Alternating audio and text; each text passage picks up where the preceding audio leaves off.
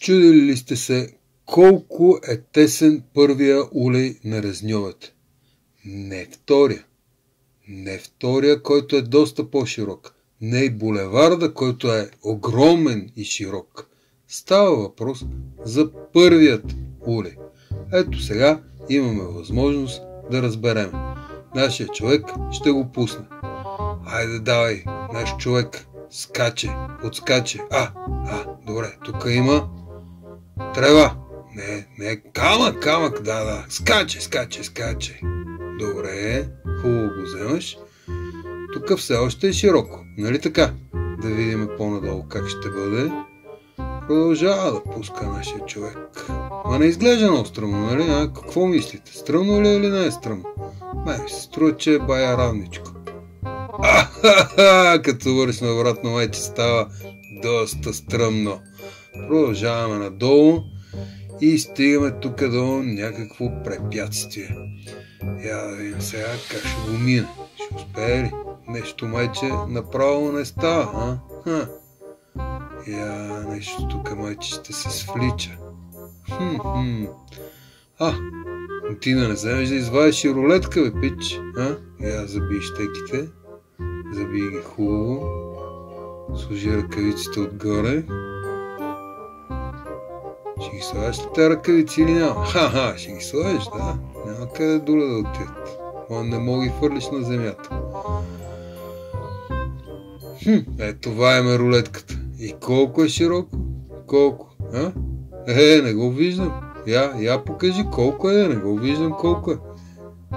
Стръмничко е, да, виждам, че е стръмничко, ама колко е? Това е 70. И когато има сняг е по-широко. Добре. Сега, какво ще свличаш ли надолу? Дай малко, подскочи и вземи завоя. Хайде де. Ние тук си седиме вкъщи и си гледаме, а ти можеш да подскочиш. Нали? Ние можем. Ти като не можеш, бати левак. Хайде давай, зави, какво свлича? Зави. Хайде бе, завивай бе, какво го свличаш, какво тежко. Така, ето сега ще завиеш ли на другата страна? Браво бе, ти си можел да завиваш. Браво на теб. Нищо, че е тясно. Стига свлича, гледай какво правиш. Дай малко надолу. Тук пак е тясно, Ще мериш ли пак? Тук майче е най-тясното место навсякъде. Я да видим колко е широк този улей. Пак ще извадиш рулетката, знам аз. Вадиш рулетката, ето е рулетката. И какво? Колко е? Има камък, нали? И като гледам те колко цките, нали? Да, то се вижда. Нали? И без да мериш. Да, бе, така, бе, няма какво си говорим. 2 метра е широко там. Хайде, пускай надолу сега.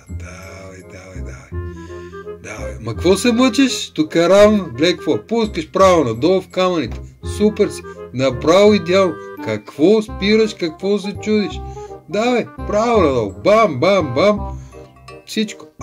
Ето го, то било стръмно, ама кой да ти каже? Давай, пускай. Като нямаше къл, давай.